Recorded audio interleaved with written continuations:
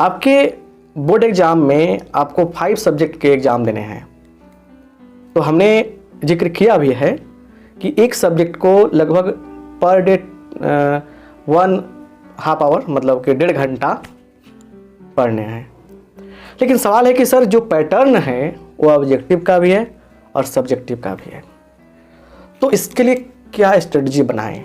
Per day 7.5 घंटा पढ़ना है, तो सबसे पहला मेरा अपना ओपिनियन है कि आप ऐसे पढ़िए। जैसे फर्स्ट आप मैथ पढ़िए 1.5 घंटा, कैसे पढ़ना बताएंगे।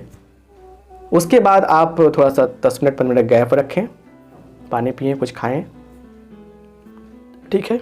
गैप के बाद आप बीच में रखें इंग्लिश या हिंदी, राइट। जैसे मान लीजिए हिंदी पढ़ लिया आपने 1.5 घंटा, इंग्लिश पढ़ लिया 1.5 घंटा, उसके बाद रखिए साइंस सब्जेक्ट, फिजिक्स रख दिया मान लिया आपने, और फिर बीच में थोड़ा सा 5-10 मिनट गैप, पानी पीजिए, कुछ खाइए पीजिए, है ना, ज़रूरी है ना माइंड को रिलैक्स देने के लिए। एक सेलिब्रेशन होना चाहिए। मेरा मानना है कि एग्जाम जो है ना एक त्यौहार की तरह मनना चाहिए।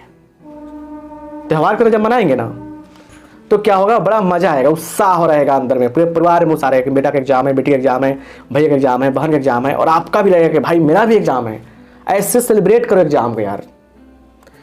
तो उसके बाद जैसे फिजिक्स पढ़ा आपने, अब क्या है कि बीच में डालिए इंग्लिश पढ़ लिए तो हिंदी डाल दीजिए, वन आर्ट सब्जेक्ट, फिर साइंस, आर्ट साइंस, ऐसे बनाइए। इससे बोरिंग नहीं होगा। अब 7.5 घंटे लगता है तो आप पढ़ नहीं सकते हैं, अब से 2 शिफ्ट में बांट सकते हैं। सुबह में या शुरू के कुछ आवर में आपने पढ़ लिया साइंस, मैथ, इंग्लिश और मैथ और हिंदी या केमिस्ट्री पढ़ लिया, लास्ट में 2 उधर ले गए हम, ऐसे करके आपको पढ़ने हैं। अब रही बात कि सर ऑब्जेक्टिव भी इसमें है तो क्या करें। देखिए सिंपल सा एक बात बता रहे हैं आपको, 1.5 घंटा को 2 पार्टे बांट दो, है ना।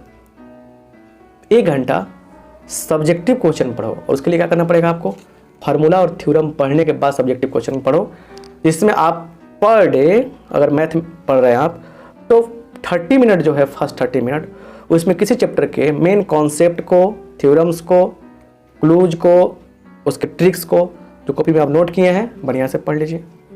और 30 मिनट जो है कम से कम 4 से 5 क्वेश्चन उस चैप्टर को बनाइए, प्रैक्टिस कीजिए, सब्जेक्टिव लॉन्ग क्वेश्चन, उससे क्या होगा, पूरा क्लियर हो जाएगा।